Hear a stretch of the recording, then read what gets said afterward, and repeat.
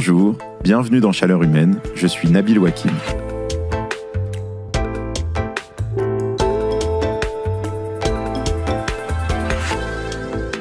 Moi, je crois que je dois une partie de mon éducation politique à une petite fille argentine de bande dessinée, Mafalda. Je me rappelle d'une case dans laquelle elle regarde le globe terrestre avec intensité et elle fait mine de s'interroger « Mais qu'est-ce qu'ils ont fait les pauvres pays du Sud pour mériter ces pays du Nord ?» Quelques pages plus loin, elle trouve une solution. Elle retourne le globe terrestre pour inverser le Nord et le Sud et ainsi, dit-elle, remettre le monde à l'endroit. Je ne le savais pas à l'époque, mais ce que disait Mafalda pourrait très bien s'appliquer à la question climatique. Historiquement, ce sont les pays occidentaux qui ont émis massivement des gaz à effet de serre, qui se sont accumulés dans l'atmosphère, ce qui cause le changement climatique, déjà bien visible, et encore plus dans les pays du Sud. À vrai dire, j'ai beau savoir à quel point le changement climatique a des conséquences très inégalitaires, quand j'entends les chiffres, j'ai parfois du mal à y croire. Récemment encore, j'ai entendu la climatologue Valérie Masson-Delmotte rappeler cette réalité. Selon les rapports du GIEC, il y a plus de 3,5 milliards de personnes qui sont déjà menacées par les conséquences du changement climatique. Et il se trouve que ce sont ces mêmes personnes qui ont le moins contribué aux émissions de gaz à effet de serre historiquement. Ça, c'est le tableau général. Mais quand on rentre dans les détails, on se rend compte que les choses sont assez compliquées. La Chine et l'Inde font maintenant partie des plus gros émetteurs de la planète. Les pays pétroliers du Sud sont aussi ceux qui bloquent les négociations climatiques. Et pendant ce temps-là, les pays occidentaux ne veulent pas donner trop d'argent pour l'adaptation des pays du Sud. Comment la transition peut-elle prendre en compte les pays et les habitants du Sud ? L'argent promis dans les négociations internationales est-il versé ? Comment la transition peut-elle aider des populations à sortir de la pauvreté ? Quelles sont les pistes pour réussir une transition juste à l'échelle globale ? Voilà, c'est de cela dont nous allons parler dans cet épisode de Chaleur Humaine. Esther Duflo est économiste, spécialiste du développement et de la lutte contre la pauvreté, professeure au MIT à Cambridge aux États-Unis et au Collège de France à Paris. Elle a récemment publié une série de livres jeunesse dans une collection titrée « La pauvreté expliquée aux enfants ». Et elle a reçu en 2019 le prix Nobel d'économie, conjointement avec Abhijit Banerjee et Michael Kramer.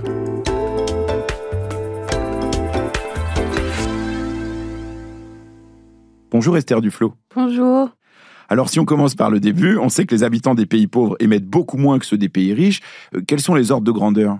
Il faut commencer peut-être pour répondre à cette question à se demander qu'est-ce que c'est même qu'une émission. Parce que comme vous l'avez dit en introduction, aujourd'hui, la Chine et l'Inde émettent beaucoup de CO2.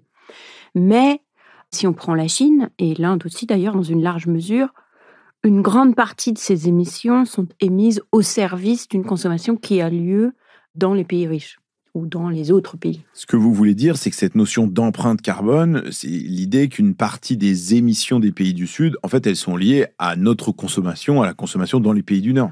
C'est plus difficile de calculer ces notions d'empreinte carbone complète que simplement les productions sur chaque territoire. Mais il faut le faire parce que c'est là qu'on se rend compte vraiment de l'ampleur des inégalités des émissions, non seulement entre les nations, mais aussi entre les individus d'un pays à l'autre. Et si on fait ça, il y a plusieurs équipes qui l'ont fait, Lucas Chancel, Tancrède Voiturier, Thomas Piketty d'une part, de l'autre côté, Bruckner à la Banque mondiale, avec des hypothèses très différentes. Mais on trouve à peu près les mêmes résultats. Et une façon très parlante de résumer ce résultat, c'est qu'un Américain dans le top 10% de la distribution des revenus aux États-Unis émet 122 fois plus qu'un Africain dans la partie la plus pauvre, la moitié la plus pauvre du continent de l'Afrique. Donc c'est vraiment des différences énormes. Un autre chiffre qui permet de résumer tout ça, c'est de dire que les 10% plus gros émetteurs émettent à eux seuls 50% du total des émissions chaque année. Et inversement, les 50% plus petits émetteurs, qui sont aussi les plus pauvres, émettent seulement 10% des émissions totales. Oui, mais dans les pays du Sud ou dans les pays qui sont en voie de développement, il y a aussi des riches. Il y a aussi des très riches en Chine, il y a aussi des très riches en Inde, et eux aussi ils participent aux émissions. Est-ce que le critère qui consiste à dire, en gros, le Nord c'est des riches, ils émettent beaucoup, le Sud c'est des pauvres, ils émettent très peu, est-ce que ça c'est quand même vrai dans les ordres de grandeur ? C'est de moins en moins vrai. Même il y a peut-être 20 ans, c'était vrai, c'est-à-dire en gros les inégalités d'émissions se retrouvaient largement dans les inégalités d'un pays à l'autre. Mais aujourd'hui, et c'est ce que montrent par exemple Lucas Chancel et Tancrède Voiturier dans leurs travaux récents, la contribution des inégalités à l'intérieur des pays, donc le riche chinois, le riche indien, finalement contribuent aussi énormément aux émissions. Donc c'est plus justifié de penser ce problème, cette inégalité d'émissions entre pauvres et riches au niveau individuel. C'est-à-dire, il y a les pauvres de l'Inde contribuent essentiellement rien au changement climatique. Les riches de l'Inde, si, dans une large mesure. Oui, mais est-ce que du coup, ça amène pas quand même à réfléchir à la question du développement, en disant, en fait, plus de développement, est-ce que ça veut pas dire de manière automatique plus d'émissions? Et si on veut que beaucoup d'habitants des pays du Sud atteignent un niveau de vie convenable, est-ce que du coup, ils vont pas se retrouver à émettre aussi beaucoup plus? Si on revient à la question justement des inégalités extrêmes d'émissions, on se rend compte que non. Parce que, en tout cas, pas si on pense au développement, pas sous l'angle de la croissance économique en général, qui n'est pas forcément très intéressante si elle va vers les plus riches de l'Inde, mais si on pense à l'éradication de la pauvreté. Donc, par exemple, cette équipe de la Banque mondiale a calculé de combien les émissions augmenteraient si on arrivait à éliminer complètement l'extrême pauvreté dans le monde. C'est-à-dire s'il n'y avait plus personne qui vivait avec moins de 2 euros par jour et par personne, qui est le seuil d'extrême pauvreté aujourd'hui. Et si on arrivait à faire ça, les émissions n'augmenteraient que de 2%. Donc, c'est pas vrai de dire qu'il y a un arbitrage, une tension entre réduire l'extrême pauvreté et le climat. Parce que justement, les pauvres contribuent tellement peu au problème qu'ils peuvent devenir moins pauvres et le problème n'en sera qu'à peine changé. Oui, enfin, devenir moins pauvre et avoir un niveau de vie agréable, plus convenable, c'est pas quand même exactement la même chose. Et on peut aussi penser que, admettons qu'on arrive à sortir de la pauvreté les centaines de millions de personnes qui, à l'échelle mondiale, y sont encore. Est-ce que demain, s'ils se retrouvent à avoir des modes de vie qui sont plus proches de ceux des Européens, qui peut-être apparaissent comme des modes de vie enviables, ou des Américains, là, on risque aussi quand même d'avoir un problème plus massif en termes de consommation de ressources, d'émissions de gaz à effet de serre, d'impact sur la biodiversité, etc. Il faut se poser les questions étape par étape. C'est-à-dire, aujourd'hui, il y a encore 700 millions de gens qui vivent avec moins de 2 $ par jour et par personne.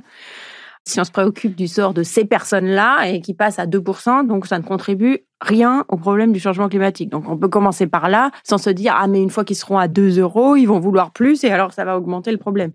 Il y a aussi la même équipe qui a fait ce calcul pour 2 euros, l'a aussi fait pour 5 euros.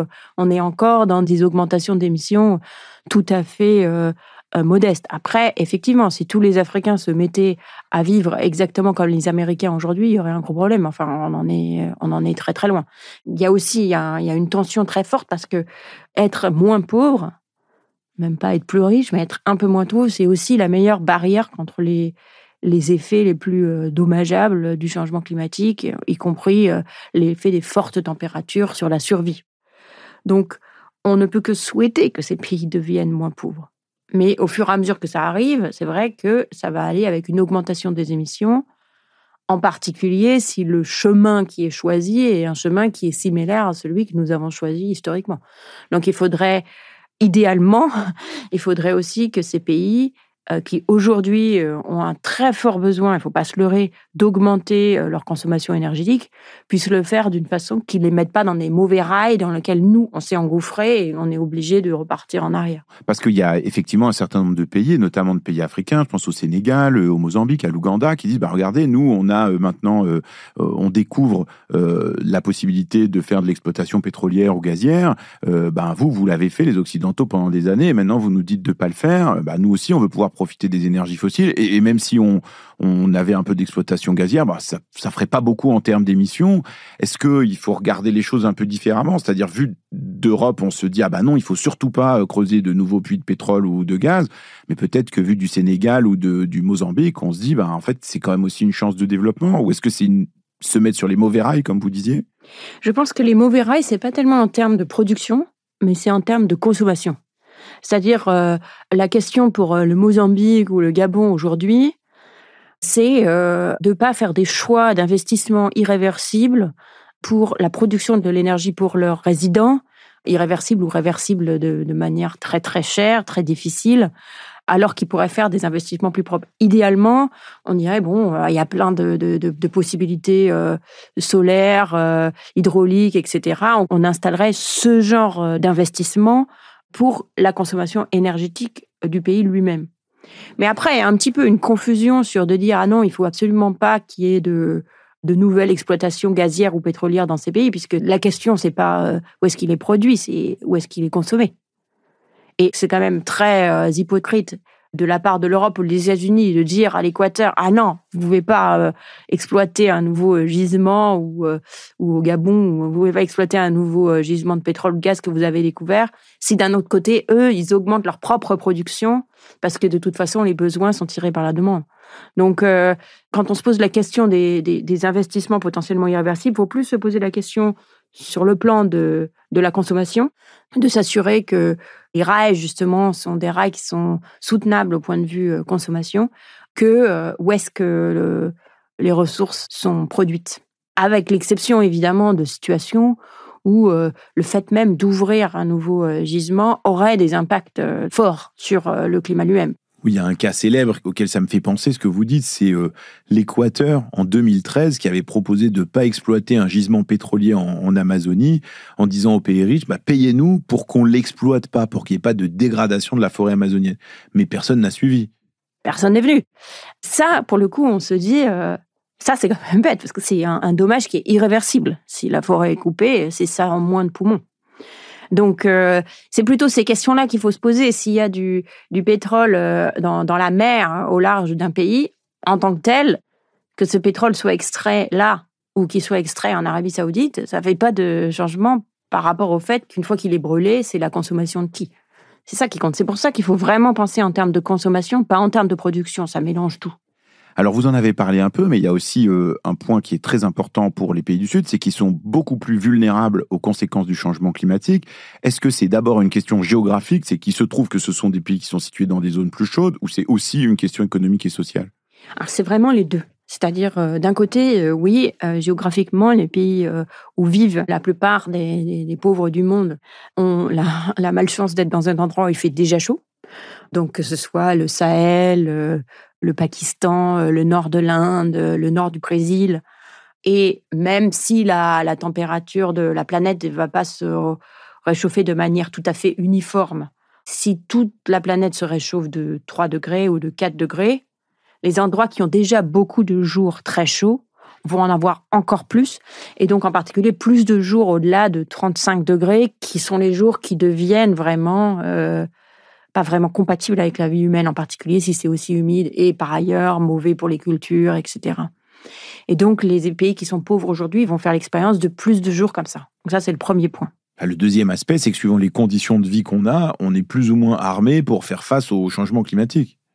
C'est-à-dire que pour lutter contre le changement climatique, plus on est riche, plus c'est facile. Si vous habitez au Texas et qu'il fait très chaud, vous allez de votre maison qui a l'air conditionné à votre bureau qui a l'air conditionné, dans votre voiture qui a l'air conditionnée, et puis finalement tout va bien. Si vous habitez au Pakistan et que vous travaillez dans la construction, vous allez de votre petite chambre qui n'a pas l'air conditionnée à votre chantier qui est dehors, et l'effet d'un jour au-delà de 30 ou 35 degrés n'est pas du tout le même. Et donc, il y a une équipe qui s'appelle le Global Impact Lab, qui est une équipe internationale dont le cœur de centre nerveux à l'Université de Chicago, qui a utilisé en fait ce qui s'est passé dans l'histoire. Le changement climatique, il est en route, mais on a déjà des variations d'année en année sur est-ce qu'il fait chaud, combien il y a de jours extrêmement chauds. Et en fait, ils utilisent je crois qu'ils ont 12 000 petites régions comme ça dans le monde et historiquement, à l'intérieur des pays, donc très fines. Et ils regardent, si on prend 2 régions similaires, où une, il a fait plus chaud une certaine année et l'autre pas, est-ce qu'il y a plus de morts dans cette région où il a fait très chaud cette année particulière ? Et ça permet comme ça de voir quel est l'effet de l'augmentation des températures sur la mortalité. Et ce qu'ils trouvent, c'est qu'il y a donc au-dessus de 35 degrés, on a une augmentation de la mortalité partout, mais elle est plus élevée dans les endroits qui n'ont pas l'habitude de jours chauds. On a eu cet exemple en France, la première vague de chaleur, il y a eu plein de morts à Paris parce que les gens ne savaient pas s'habituer, ne savaient pas qu'il fallait téléphoner à leur grand-mère pour vérifier que ça allait, etc. Et dans les vagues suivantes, il y en a eu beaucoup moins parce qu'on avait pris l'habitude, on avait pris le pli. Première chose, donc l'habitude. Deuxième chose, l'argent, parce que même si vous savez ce qu'il faut faire, si vous n'avez pas d'argent pour le faire, vous ne pouvez pas. Donc par exemple, si on compare une ville du Pakistan avec Riyad en Arabie Saoudite. Les augmentations de température d'ici le milieu du siècle ou la fin du siècle sont à peu près les mêmes. Mais le nombre de morts qu'on prédit au Pakistan est bien plus élevé qu'en Arabie Saoudite à cause de ce problème économique. Alors après, quand on met les deux ensemble, c'est vraiment frappant parce que ce qu'on voit, c'est que, d'une part, d'ici la fin du siècle, le réchauffement de la planète, si on continue selon la trajectoire actuelle, s'il n'y a pas d'infléchissement de la trajectoire actuelle des émissions, il y aura une augmentation de la mortalité due aux augmentations de température d'à peu près 6 millions de morts en plus par an. Juste des températures, donc je ne parle pas des sécheresses extrêmes ou des inondations et tout ça. 6 millions de morts par an, ça correspond à peu près aux morts des cancers aujourd'hui, ou alors toutes les maladies infectieuses combinées. Ces morts-là, elles auront toutes lieu à l'extérieur de l'OCDE et dans les pays pauvres, et en particulier dans les régions pauvres des pays pauvres. Donc c'est vraiment une inégalité dans les impacts qui est énorme. Ça ne veut pas dire, il ne faut pas qu'on se dise du coup il n'y a pas de problème chez nous. On aura d'autres. Le changement climatique crée des tas d'autres problèmes à part l'augmentation de la mortalité. Mais l'augmentation de la mortalité, elle est dans les pays pauvres. Elle touche les pauvres des pays pauvres, qui sont justement ceux qui ne contribuent à rien au problème. Oui, c'est pour ça que vous parlez de cette notion de dette climatique, cette idée qu'en fait les pays du Nord ont une dette vis-à-vis des pays du Sud. Qu'est-ce que ça veut dire ?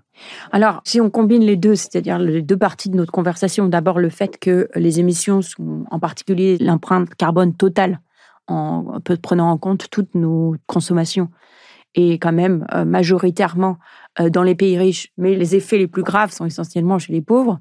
Donc ça crée une dette qu'on continue à accumuler. Et c'est très important pour moi de souligner que c'est nos comportements actuels. Parce qu'effectivement, il y a tout le passé aussi. Mais je suis d'accord pour dire du passé faisant table rase. Parce que de toute façon, John Kerry, qui est l'ambassadeur américain pour le climat, l'a très bien dit, il l'a répété à qui veut l'entendre, les États-Unis ne paieront jamais de réparation pour les dommages climatiques, de même que on ne veut pas payer de réparation pour l'esclavage, on ne veut pas payer de réparation pour la colonisation, c'est juste un non-starter, comme on dit en anglais. Enfin, ça a l'air d'être... on pourrait parler de ça séparément, mais bon, prenons ça comme une réalité objective de la politique. Mais c'est encore vrai aujourd'hui. Mais c'est-à-dire, si on veut calculer un peu scientifiquement ce que représente cette dette climatique, en argent, ça représente combien ? Donc, si on prend les émissions carbone totales, l'Europe et les États-Unis, ensemble, contribuent 14 milliards de tonnes de carbone.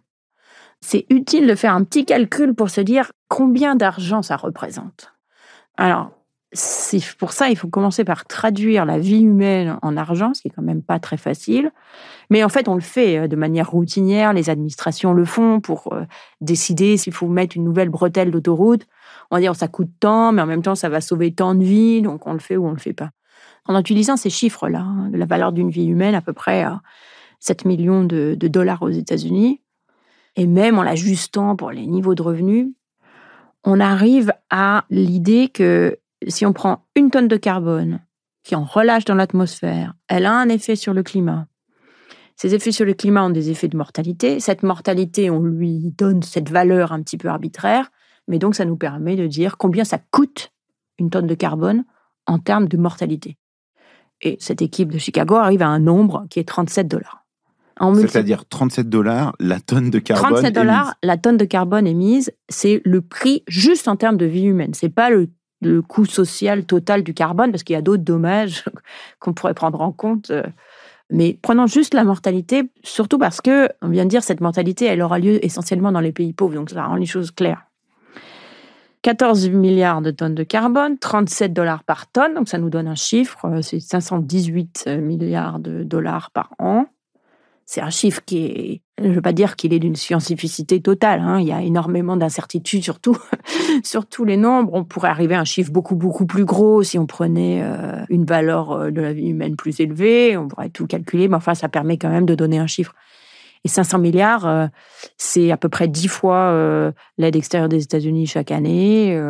C'est plus que l'ensemble de l'aide extérieure de tous les pays de l'OCDE combinés. Donc on voit bien qu'on a des ordres de grandeur du dommage que nous imposons aux pauvres dans le monde, qui a quasiment rien à voir avec le niveau de coopération ou de solidarité dans laquelle on est soi-disant engagé.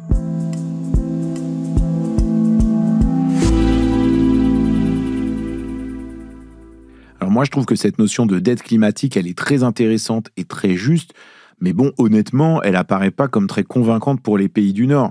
Lors de la dernière COP28, la conférence des parties pour le climat, il y a eu des discussions pour mettre en place un fonds qu'on appelle pertes et dommages, donc les pertes et dommages causés par le changement climatique, sauf qu'il y a zéro obligation de le financer, et puis finalement, il y a assez peu de moyens nouveaux qui sont mobilisés pour financer cette adaptation des pays pauvres. Au fond, on pourrait se demander qu'est-ce qui pourrait convaincre, qu'est-ce qui pourrait motiver les pays du Nord à s'y mettre vraiment ? Pourquoi ils devraient le faire ? D'abord parce que c'est quand même le coût de nos choix de vie. Donc, je pense que c'est une obligation morale. Bon, une obligation morale, ça n'a pas forcément beaucoup d'impact sur les politiques. Alors, quels sont les autres arguments qui sont un peu réels politiques qu'on pourrait mettre en jeu ? Le premier, c'est un que j'aime pas tellement, mais qu'il faut quand même mettre sur le tapis. C'est aussi de mentionner que ces endroits où le changement climatique va être particulièrement violent sur la vie humaine, non seulement sont des endroits très pauvres, mais sont aussi des endroits très peuplés. Et que ces endroits très peuplés deviennent invivables et que les gens ne peuvent pas survivre là où ils sont, ils essaieront de partir. Et soit il y en a beaucoup qui essaieront de partir, qui resteront pas très loin de chez eux, mais il y en a peut-être une minorité qui décidera, tant qu'à partir, allons partir un petit peu plus loin. Et comme on est terrifié dans nos pays, que ce soit les États-Unis ou la France ou l'Europe, de mouvements migratoires, un argument, c'est de dire, les gens, en fait, ils préfèrent toujours rester chez eux. En moyenne, c'est quand même le cas. Il y a très peu de gens qui veulent vraiment partir. Mais s'ils peuvent pas du tout le faire, s'ils sont vraiment poussés hors de chez eux parce que ça devient invivable, ils partiront. Donc, les aider à s'adapter, ça permettrait d'éviter ça. Deuxième argument de réel politique, c'est que les pays pauvres, ils commencent à en avoir marre d'avoir toujours le mauvais côté du bâton. Et les pays pauvres, ça fait longtemps maintenant, qu'ils montrent du doigt le fait qu'ils subissent déjà de plein fouet le changement climatique. Dans l'avenir, ils le subiront de plus en plus, qu'ils n'en sont pas responsables et qu'il faut que les pays riches fassent quelque chose. Et non seulement ils protestent, mais au fur et à mesure qu'ils protestent, ils deviennent moins enclins à coopérer, que ce soit sur les problèmes de changement climatique, où justement on a besoin d'une coopération globale, puisqu'une tonne de carbone, c'est une tonne de carbone, où qu'elle soit, donc c'est vraiment un problème qu'il faudrait pouvoir régler de manière globale, mais aussi sur d'autres sujets, que ce soit l'Ukraine ou autre chose. On a bien vu que les pays pauvres ne se sont pas précipités pour suivre le drapeau, et je pense que tout ça, c'est lié. On ne peut pas demander que le monde se comporte comme une planète quand ça nous arrange et puis plus quand ça ne nous arrange pas. Mais ceci dit, entre les pays du Sud, il y a aussi des divergences, puisqu'il y a aussi un certain nombre de pays du Sud qui sont des gros producteurs de pétrole et de gaz, qui sont eux-mêmes potentiellement très victimes du changement climatique. Je sais pas, l'Algérie, l'Angola, qui sont des pays dans lesquels il y a déjà des conséquences importantes du changement climatique. Mais pour autant, dans ces négociations internationales, eux, ils n'ont pas très envie de diminuer leur production pétrolière ou gazière, parce que c'est une grosse part de leurs revenus. Donc il y a aussi des contradictions internes aux pays du Sud. Il y en a, mais à nouveau, je pense qu'il faut vraiment séparer production et consommation. C'est pas tellement la question qu'il faut se poser. La question qu'il faut se poser du côté de l'atténuation, c'est est-ce qu'il y a des investissements qui peuvent être faits dans les pays pauvres pour les mettre sur les bons rails, pour les permettre de satisfaire à leurs besoins en énergie de manière propre, de manière qui génère pas, par exemple, l'exemple, pour moi, ce qu'il faut absolument éviter, c'est pas d'exploiter du pétrole qui est déjà là dans les pays, en Angola ou en Algérie, c'est de construire une nouvelle centrale à charbon. C'est absurde. Sur cette partie atténuation, c'est qu'en fait, on est en retard, mais il y a plus de volonté d'agir là-dessus. Parce que, justement, une tonne de carbone enlevée de l'atmosphère, c'est une tonne de carbone enlevée de l'atmosphère. Si on arrive à persuader les Indiens ou les Algériens d'émettre moins de carbone, c'est une bonne chose pour tout le monde. Donc là, ça ne veut pas dire qu'on y arrive nécessairement au niveau où on devrait y arriver. Mais par exemple, à Copenhague, il y avait eu un accord de mettre 100 milliards de dollars chaque année dans les pays pauvres pour des sujets de climat. Bon, 100 milliards ont à peine été atteints. On y arrive juste peut-être presque un chouïa en 2022. Mais presque tous ces projets sont des projets justement d'atténuation. Et presque tous ces projets sont des prêts d'ailleurs. Donc oui, on dépense pas tout à fait les 100 milliards qu'on avait promis, on a mis beaucoup de temps pour y arriver, mais c'est pour l'atténuation et les prêts. C'est d'une hypocrisie totale, parce que c'est comme l'atténuation en Inde a le même effet que l'atténuation à Paris. Finalement, on leur prête de l'argent pour qu'ils fassent ce que nous, on devrait faire de toute façon. Alors, un des arguments utilisés par les pays riches, à tort ou à raison, c'est de dire, mais en fait, si on dépense beaucoup d'argent pour que ça se retrouve dans les poches d'États corrompus autoritaires, en fait, ça va pas faire beaucoup avancer les choses. Cette question de la gouvernance aussi, ça a été beaucoup discuté dans les négociations internationales, notamment la dernière COP28. Vous, comment vous y réfléchissez ? Ma proposition, là, c'est de couper ce débat en disant... Mettons pour une minute de côté le problème de la gouvernance, où est le fonds, etc., qui est un peu abstraite, et posons-nous la question de qu'est-ce qu'on devrait faire de cet argent, si on l'avait. Et revenons au point, on n'a pas besoin de le donner aux milliardaires indiens, donc c'est pas par pays, il faut le donner aux gens les plus pauvres, qui sont les plus grandes victimes du changement climatique, et qui sont aussi les moins à même de se protéger. Or, aujourd'hui, on sait faire ça. Grâce au développement... soit des comptes en banque simples, comme par exemple en Inde, tout le monde est connecté à un compte en banque de base, disons, électroniquement, et les transferts électroniques d'un compte à compte, etc. Soit dans tout le continent africain, les gens ont des porte-monnaies électroniques sur leur téléphone. Donc, on n'est vraiment pas très loin d'une situation où tout le monde pourrait être connecté très facilement à une source de fonds. Il faut encore faire un petit peu des investissements pour compléter ça, mais franchement, on n'est pas loin. Et ces comptes en banque, ces porte-monnaies sur téléphone, ils ont été utilisés pour faire des transferts financiers. Par exemple, pendant le Covid, le gouvernement du Togo a démarré un programme très, très rapidement, littéralement en quelques semaines. Ils ont mis en place un programme pour compenser les gens dès qu'il fallait faire un confinement dans une ville. Et donc, les gens étaient payés sur leur téléphone, ils recevaient un petit transfert chaque mois pendant la durée du confinement. Donc voilà, ils ont réussi à mettre ça en place super vite, les gens ont reçu leurs fonds, c'était très bien, donc ça, on sait le faire, on peut développer cette infrastructure. Donc mon idée, c'est de dire, le cadre moral, c'est pour compenser les gens du risque de leur vie, mais bon, une fois qu'on est mort, ça ne sert à rien de recevoir un transfert. Donc il faut essayer de donner l'argent de manière à sauver le plus de vies possible. Et une façon dont on peut le faire, c'est d'envoyer des transferts financiers aux gens. Soit dès qu'on voit qu'il y a un choc climatique, donc on pourrait mettre en place des règles très simples en disant, par exemple, s'il a fait chaud plus de 5 jours dans le mois, paf, les gens reçoivent un transfert automatiquement. Tous les gens de cette région reçoivent un transfert automatiquement. Très peu cher, pas du tout sujet à la corruption, parce que ça arrive directement chez les gens. Et on sait, il y a plein de travaux de recherche qui montrent que les gens utilisent cet argent très très bien, qu'il n'est pas du tout gaspillé, qu'ils l'utilisent pour manger, pour améliorer leur maison, etc.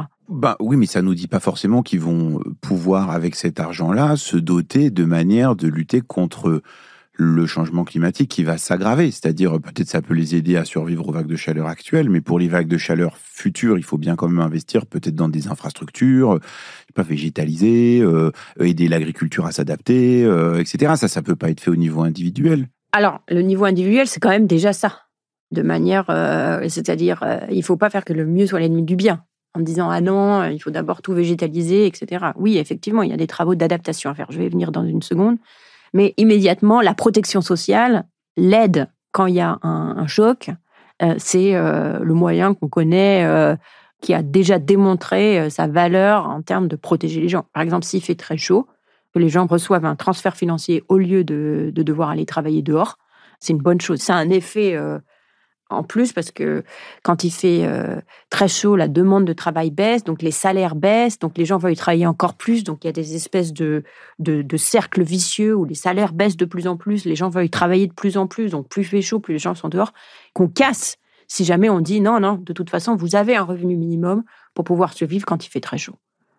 Et donc, ça, on sait avec certitude que ça a un effet positif. Encore mieux quand on peut le faire en avance de l'événement. Donc, par exemple, au Bangladesh, il y a eu un pilote de ça. En anticipation d'une inondation, de grosses inondations, on savait à l'avance que les inondations auraient lieu. Donc, les gens ont pu recevoir un transfert financier en avance, ce qui leur permet de déménager temporairement ou de déplacer leurs animaux ou de se préparer, de ne pas planter, que si de toute façon tout va passer sous l'eau, etc. Donc, c'est déjà un niveau de plus par rapport à à végétaliser les infrastructures. Donc, par rapport à la question, à nouveau, on vit dans un monde, on vit dans le monde tel qu'il est. Donc, on ne cherche pas la perfection, on cherche à améliorer la vie des gens ici et maintenant. Par rapport aux problèmes qui gouvernent, etc., si vous voulez faire les infrastructures, il faut que quelqu'un surveille, il faut que ça lance toute une bureaucratie pour s'assurer que ce soit fait, etc. Qui gère cette bureaucratie? C'est ça qui nous a amenés dans cette espèce de marais dans lequel les négociations ne se sont pas extirpées. Tandis que si on envoie l'argent directement aux gens, ça, on sait le faire. Deuxième chose, on pourrait faire le même principe pour envoyer l'argent directement aux communautés. Puisqu'il y a certains investissements, là encore, je suis encore dans le réactif, mais il y a certains investissements qui sont difficiles à faire individuellement, et que les communautés peuvent faire. Par exemple, élever des digues, s'assurer qu'il y a des logements pour les gens, pour les villes, par exemple, s'il y a plein de gens qui migrent pendant qu'il fait très chaud, qui peuvent faire travailler dans les campagnes, etc. Et là, ça pourrait avoir le même principe. C'est-à-dire, on pourrait dire, voilà, dès qu'il fait très chaud, ou d'autres événements climatiques comme une sécheresse ou une inondation, ça déclenche des transferts qui vont directement au niveau local.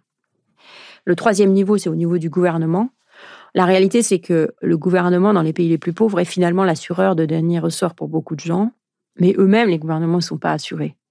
Donc, par exemple, pendant le Covid, nous, la France, les États-Unis, l'Allemagne, on peut faire quoi qu'il en coûte parce qu'on peut aller emprunter. Et c'est ce qu'on a fait d'ailleurs assez largement, mais les pays pauvres ne peuvent pas. Donc là où, pendant le Covid, par exemple, là où les pays riches ont dépensé 27% de leur PIB en mesure de soutien fiscal à leur population, les pays les plus pauvres ont dépensé 2% de leur PIB, qui est beaucoup plus petit. Parce que personne n'était là pour leur prêter. Et ça, c'est quand même un échec catastrophique de la politique internationale. On devrait être capable de le faire. J'avais calculé que si les États-Unis avaient voulu financer l'Afrique subsaharienne pour arriver à 27% du PIB de l'Afrique subsaharienne, ça leur aurait coûté l'équivalent de 10% de ce qu'ils ont dépensé pour eux-mêmes en soutien financier. Donc 10%, c'est pas négligeable, enfin c'est pas énorme, ils auraient à peine vu, je pense, dans leur dette globale. Donc ça pourrait être un troisième niveau de ce fonds. Et ça, c'est des trucs qu'on peut faire aujourd'hui, maintenant, tout de suite. En principe, la question de la gouvernance est beaucoup plus simple, puisque maintenant, il suffit juste de décider quelles sont les règles, etc. Parce que je me rappelle que dans le dernier rapport du GIEC, il y a tout un chapitre sur le fait qu'il est possible de baisser massivement les émissions tout en atteignant les objectifs de développement, c'est-à-dire de continuer à sortir des populations de la pauvreté. Est-ce que c'est possible de réfléchir la question du développement et de la lutte contre la pauvreté en même temps que la lutte contre le changement climatique? C'est-à-dire que est-ce que on peut se dire on va arriver à décarboner, à s'adapter et en même temps à réussir à atteindre des objectifs de développement? Est-ce que tout ça, ça peut être compatible?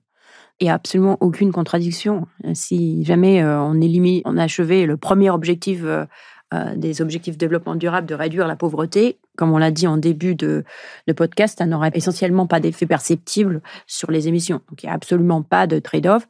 Mais le risque dans lequel on est aujourd'hui, c'est que justement tout passe au changement climatique. Et tous les fonds qui existent aujourd'hui pour faire des tas de choses, comme vacciner les populations, éduquer les enfants, éradiquer le paludisme, qui est un pivot complet sur « Ah non, on va que se préoccuper d'atténuation, en particulier, décarbonation, du changement climatique ».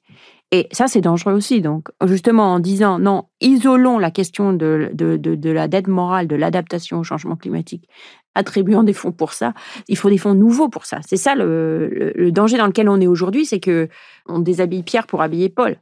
Il faut des fonds nouveaux pour cette question de l'adaptation, parce que c'est un problème qui n'est pas nouveau, mais auquel on ne s'est pas attaqué avant. Je suis absolument d'accord sur le principe qu'il ne faut pas perdre de vue le fait que les pauvres du monde ont des problèmes ici et maintenant. Et qu'aujourd'hui, d'ici 2100, il y aura beaucoup de morts dues aux températures élevées, mais aujourd'hui, en 2024, il y a beaucoup de morts parfaitement évitables d'enfants qui ne sont pas vaccinés ou qui meurent du paludisme ou qui meurent parce que la pollution est insupportable ou parce qu'ils n'ont pas accès à de l'eau propre. Donc tous ces problèmes, il faut les régler aussi. Mais justement, le risque de dire on va régler tous les problèmes fait que ça fait trop de choses, on se décourage, on n'a pas d'objectif et finalement on fait rien du tout. Donc de dire levons cet argent, pensons-y sous la forme d'une compensation pour les pays pauvres et administrons cette compensation de manière à ce que ça aille le plus directement possible aux personnes pauvres qui font face à des chocs.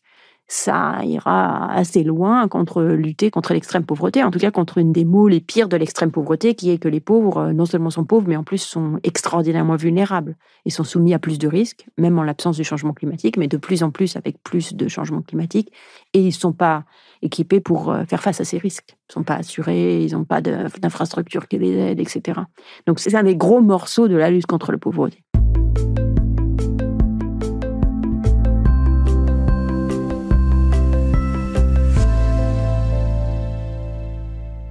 Alors, on a parlé de la manière dont vous arrivez à ce calcul de 500 milliards. Vous avez proposé aux pays du G20 un mécanisme au niveau global, un mécanisme d'un impôt sur les milliardaires, les plus riches des milliardaires et les plus grandes entreprises de la planète. En quoi ça consiste ? Oui, alors donc à l'invitation du Brésil, qui a placé sa présidence du G20 sous le thème à la fois de la lutte contre la pauvreté et la faim et du changement climatique, j'ai proposé donc d'abord ce chiffre de 500 milliards et j'ai expliqué justement cette tension qui existait aujourd'hui entre on ne peut pas avoir d'obligation, mais en même temps, si c'est volontaire, il n'y a pas d'argent qui vient, et en disant comment on résout cette tension-là. On résout cette tension-là en faisant émerger de nouveaux flux financiers et en les attribuant à ce problème, parce qu'au moins personne n'a pour l'instant... ils n'ont pas déjà dépensé à autre chose, donc c'est plus facile de les attribuer à cette question-là. Quels que seraient ces nouveaux flux financiers ? Donc, je m'appuie sur deux mécanismes, l'un qui existe déjà et l'autre qui a été proposé par Gabriel Zucman et le EU Tax Observatory et qui avait d'ailleurs été repris par le ministre des Finances du G20, Haddad, et par la France d'ailleurs, qui soutient cette initiative, qui est une taxe sur les milliardaires. Donc, c'est pas mon idée. D'ailleurs, ni l'un ni l'autre de ces mécanismes, ce sont mes idées. Moi, je propose juste comment on les dépenserait. Et donc, comment ça marcherait ? Alors, comment ça marcherait ? Alors, d'abord, la taxe sur les entreprises multinationales, les très grosses multinationales. Donc, elle existe déjà. Elle a été votée, le principe a été voté par 137 pays, y compris les États-Unis, et elle est en application déjà dans 37 pays depuis janvier. Comment ça marche ? Donc, c'est vraiment les plus grosses entreprises multinationales. Ça touche peut-être 200 entreprises. Et c'est pour s'assurer qu'elles payent un minimum d'impôts. Qu'elles n'aillent pas domicilier leurs activités en Irlande où le taux d'imposition est de 10%, alors qu'en fait, à la fois les travailleurs et les consommateurs sont partout. Donc, cet accord, il a déjà eu lieu. L'OCDE y a beaucoup travaillé. Et on est arrivé à un accord d'une taxe minimum de 15% sur ces très grosses multinationales. Mais ce qui avait été proposé originalement, ce n'était pas 15%. Les États-Unis et la France avaient proposé 21%. Ce qui n'est pas énorme, c'est plus faible que l'imposition sur les entreprises en France. Donc, ma première proposition, c'est de dire, faisons passer la taxation minimale sur ces très grosses entreprises multinationales qui contribuent au problème et qui, en plus, sont dans l'espace global. Donc, il y a en quelque sorte un impôt sur ces entreprises et un impôt mondial. Faisons-le passer de 15 à 21, et ces 6%-là, attribuons-le au fonds. Et juste ces 6%, ça leverait 250 milliards de dollars en plus que d'aller jusqu'à 15%, comme ça a été établi aujourd'hui. Première chose.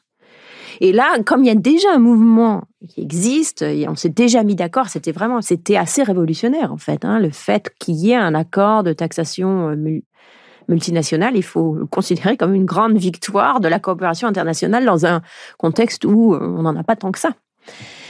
Donc on pourrait s'appuyer sur cet effort qui existe déjà. Deuxième chose, ça ne nous donne que la moitié par an. L'autre moitié, c'est donc cette idée d'une taxe sur les plus riches milliardaires du monde. Donc c'est 3000 milliardaires qui aujourd'hui ne payent essentiellement pas d'impôts sur les revenus de leur fortune. Et donc essentiellement pas d'impôts. Pourquoi ? Parce que y a plein de choses, plein de solutions pour que les revenus de la fortune ne deviennent jamais imposables. En particulier, ils sont réinvestis immédiatement, donc du coup ils sortent jamais. Et si quelqu'un comme Elon Musk veut consommer, au lieu de se verser un revenu, il va emprunter sur sa fortune. Et donc comme c'est un emprunt, il n'a pas besoin de payer d'impôts dessus parce que c'est un emprunt, c'est pas un revenu.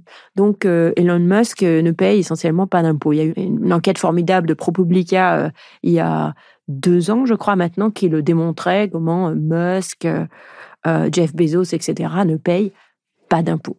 Il y a une année où Jeff Bezos a demandé et obtenu les allocations familiales qui seront conditionnées aux revenus aux États-Unis parce qu'il n'avait pas de revenus. Donc, il était suffisamment pauvre pour recevoir les allocations familiales. Donc, on voit quand même à quel point c'est n'importe quoi. Donc, la proposition de taxer les plus riches des milliardaires, c'est pas révolutionnaire du tout, en fait. C'est vraiment de dire, bon, il faudrait qu'on soit tous imposés à peu près de manière au moins comparable sur nos revenus. Donc, une proposition de 2% sur la richesse totale. Les milliardaires, ils investissent leur argent, ils l'investissent bien, donc ils font en moyenne au moins 6% de revenus sur leur fortune. Chaque année, ils gagnent à peu près 6% de revenus sur la fortune. Donc 2% de la fortune, ça correspond à un impôt sur les revenus de la fortune d'à peu près un tiers. Donc c'est vraiment juste faire revenir, les remettre sur le plan d'une secrétaire ou d'un conducteur de bus dont c'est à peu près l'impôt sur la tranche supérieure de leurs revenus. Rien de plus. Et si on arrivait à mettre cet impôt en place, ce qui me paraît vraiment possible, faisable, ça pourrait lever 250 milliards à nouveau. Donc 250 milliards sur les plus grandes entreprises, 250 milliards sur les plus riches milliardaires, on arrive à 500 milliards, donc voilà, c'est faisable. Et ça, quand vous en avez parlé aux chefs d'État, au G20, quelle a été leur réaction ? Directement, dans le cadre du G20, les discours sont très scriptés, donc chacun fait son discours un petit peu en parallèle, mais je sais qu'il y a un intérêt, certains pays l'ont repris, le Brésil, la France, les Nations Unies. J'en avais parlé à d'autres pays avant, donc l'Afrique du Sud va reprendre la présidence du G20. L'Espagne l'avait aussi repris dans leur réponse. Donc d'abord, il y a un intérêt indépendamment de cette question climatique. Il y a une coalition qui est en train de se former sur la question de la taxation minimale des milliardaires. Donc dans le sillage de ça, de le lier tout ou partie. On n'est pas obligé de tout prendre non plus, mais de lier tout ou partie à l'approvisionnement du fonds pertes et dommages, au moins c'est une discussion qui a émergé. Alors cela dit, ce genre de choses, c'est pas un sprint, c'est un marathon. C'est-à-dire, on commence à en parler aujourd'hui, et puis ça rentre sur la place publique, puis on en parle un peu plus, et puis peu à peu, ça peut se faire. Alors, si on mettait en place ce mécanisme et qu'on rassemble 500 milliards d'euros par an, si je comprends bien, il y a une partie dont vous vous dites il faut la distribuer comme une sorte de sécu climatique, un peu la sécurité sociale climatique mondiale, pour que les gens puissent se protéger immédiatement dès qu'on sait qu'il va y avoir un épisode de canicule ou d'inondation. Mais est-ce qu'il ne faut pas aussi réfléchir à la manière dont cet argent peut être utilisé pour de l'adaptation de manière plus structurelle, pour modifier les villes et les campagnes, pour se préparer à affronter les impacts, pour anticiper? Est-ce qu'il y a, dans un certain nombre de pays, déjà des exemples de ce type d'adaptation, des initiatives qui existent déjà? Là, la difficulté, c'est qu'on a assez peu d'exemples de ce qu'on peut faire. Il y en a, mais il y en a assez peu. Il y a un exemple très intéressant au Niger, où il y a une expérience qui a été faite. Donc, une partie du Niger, les sols sont complètement appauvris, plus rien ne pousse. Et il y a un projet qui a été fait de faire ce qu'on appelle les demi-lunes. Donc, on fait des grands trous dans le sol qui ont des formes de demi-lunes. Ça demande pas d'argent, mais c'est beaucoup de travail.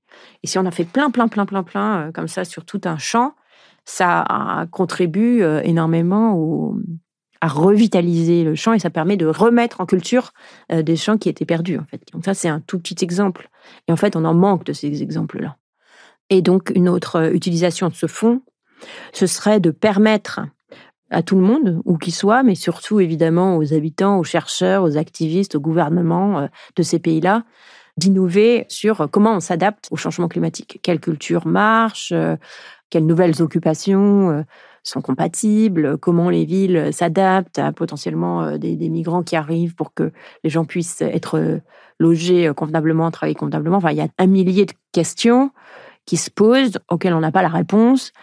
Mais en même temps, il y a des gens qui travaillent, qui font des initiatives ici ou là. Et donc, une partie de l'argent du fonds pourrait être utilisée pour faire ça. Vous avez dit c'est un marathon, pas un sprint, d'arriver à prendre de telles décisions comme celles que vous proposez. Qu'est-ce qui vous permet malgré tout de garder de l'espoir qu'on va dans la bonne direction ?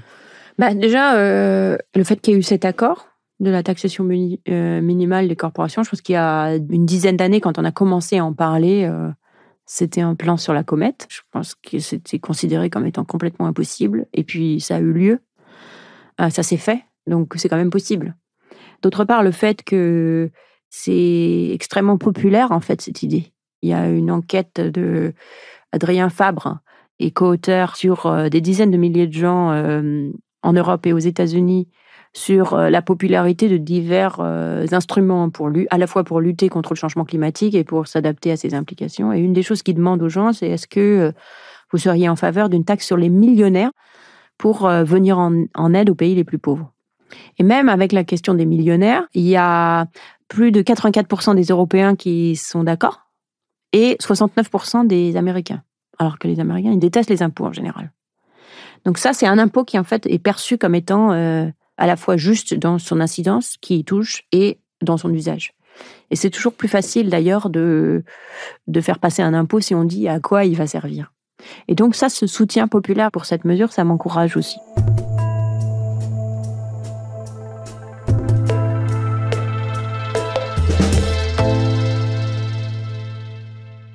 Alors, je ne vais pas vous laisser repartir avant de vous demander comment vous vivez cette transition à un niveau plus personnel. Vous vivez entre la France et les États-Unis. Est-ce que vous réfléchissez à vos modes de déplacement, au fait de prendre souvent l'avion, à l'impact carbone que ça a ?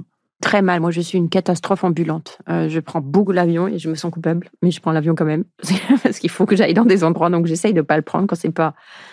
J'ai limité, par exemple, d'aller prendre l'avion juste pour aller donner une conférence ou recevoir...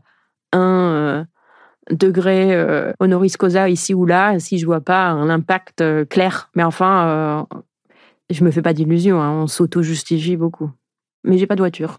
Alors peut-être un dernier point, est-ce qu'il y a vous quelque chose qui vous énerve particulièrement sur ces questions-là quand on parle de climat, d'adaptation, d'inégalité nord-sud ? Est-ce qu'il y a une expression, une pratique, quelque chose qui vous met en colère, qui vous fait dresser les cheveux sur la tête, où vous vous dites ça devrait pas être possible, ça devrait être interdit ?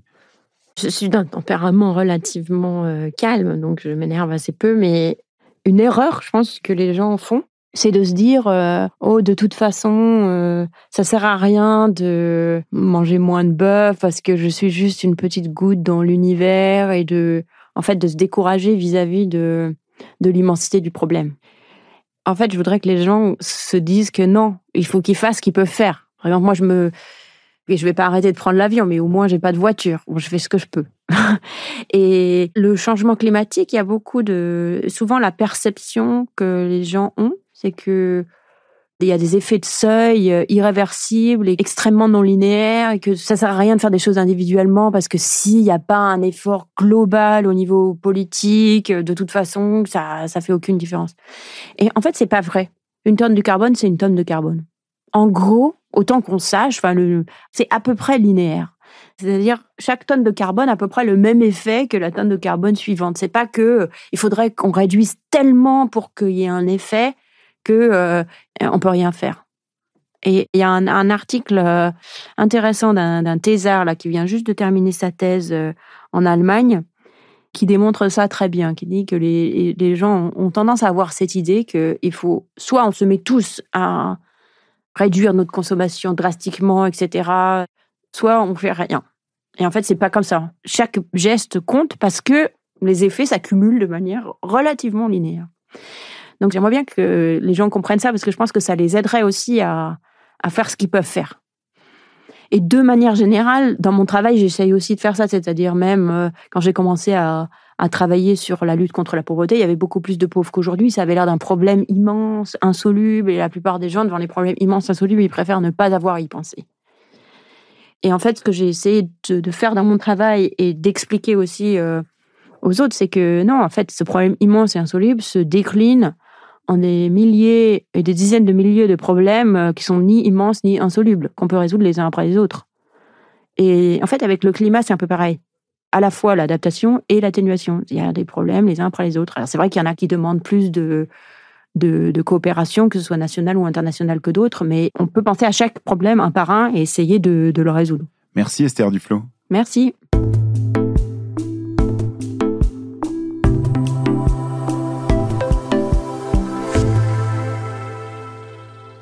J'ai appris énormément de choses dans cette conversation avec Esther Duflo. Le premier point, c'est quand même que ça me fait réaliser encore plus à quel point les inégalités, c'est un accélérateur du changement climatique. Sur la trajectoire sur laquelle on est, on peut se retrouver avec 6 millions de morts par an causées par les vagues de chaleur à la fin du siècle. 6 millions de morts chez des populations qui ont quasiment pas participé au changement climatique et émis très très peu de gaz à effet de serre. Le site dont parle Esther Duflo pour visualiser ça s'appelle le Climate Impact Labs et on y trouve plein de cartes très intéressantes pour comprendre les effets du changement climatique sur les pays et les régions du monde les plus exposés. D'ailleurs, toutes les études montrent que plus on est fragile, plus on est discriminé, plus on est victime de réchauffement climatique. Dans les pays du Sud, bien sûr, mais même dans les pays du Nord. Et ça, je crois que ça pourrait nous inciter à réfléchir plus en termes de solidarité et de coopération, pour reprendre le mot d'un ancien invité de Chaleur Humaine, Éloi Laurent. Le deuxième élément, c'est ce que dit Esther Duflo sur la manière d'approcher le problème. Elle dit, en fait, c'est comme sur la pauvreté. Quand j'ai commencé à travailler sur le sujet, les gens disaient, c'est impossible de réduire la pauvreté. Et en fait, on a été capable de faire de grands progrès. Et sa manière de le raconter, c'est de dire, si on considère que le climat, c'est juste un énorme problème insoluble, on ne saura jamais par quel bout le prendre. Alors que si on le coupe en tranches, en toutes petites tranches, on peut apporter des réponses pragmatiques à beaucoup de ces sujets. Bien sûr, ça ne résout pas tout, mais je trouve que c'est une démarche assez concrète et pratique pour faire face à la crise climatique et aussi à l'effondrement de la biodiversité. Le troisième sujet qui m'a frappé, c'est cette idée très simple d'Esther Duflo sur le fait de donner directement de l'argent aux personnes concernées. Cette pratique vient de ses travaux sur la pauvreté où très souvent on se rend compte que la plupart des gens, si on leur donne de l'argent directement, ils font pas des mauvais choix pour se protéger et préparer leur avenir.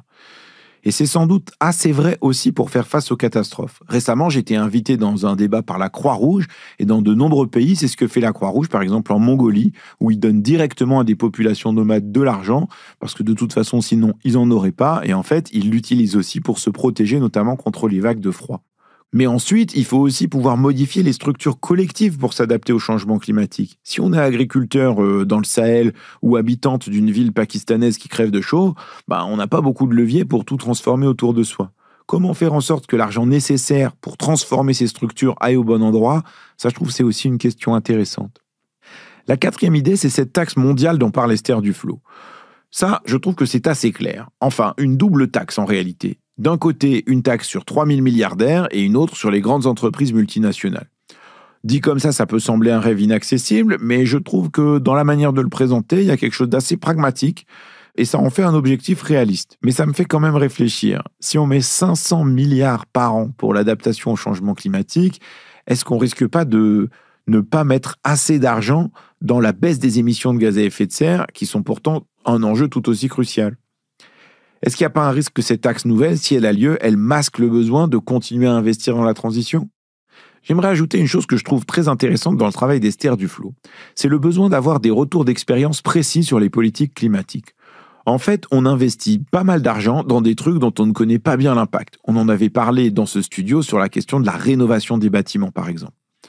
Et plus récemment, le rapport de la Cour des comptes sur l'adaptation au changement climatique, ça m'a aussi fait réfléchir sur le fait qu'on n'a pas vraiment d'instance de contrôle climatique pour savoir si nos politiques sont efficaces, que ce soit pour faire baisser les émissions ou pour s'adapter. Et ça pourrait être par exemple le rôle du Haut Conseil pour le climat, par exemple, s'il était renforcé.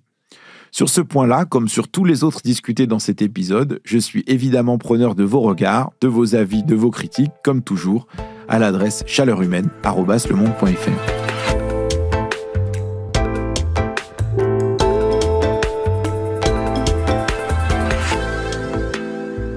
Merci infiniment d'avoir écouté ce dernier épisode de la saison 5 de Chaleur Humaine, un podcast de la rédaction du Monde, produit par Cécile Cazenave, préparé avec l'aide d'Adèle Ponticelli, réalisé et mis en musique par Amandine Robillard.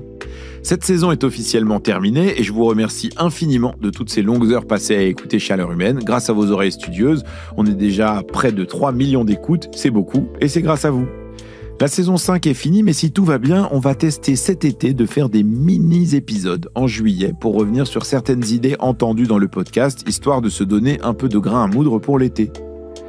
L'infolettre Chaleur Humaine reste active au moins jusqu'au 14 juillet, vous pouvez toujours vous y inscrire, c'est gratuit et c'est tous les mardis.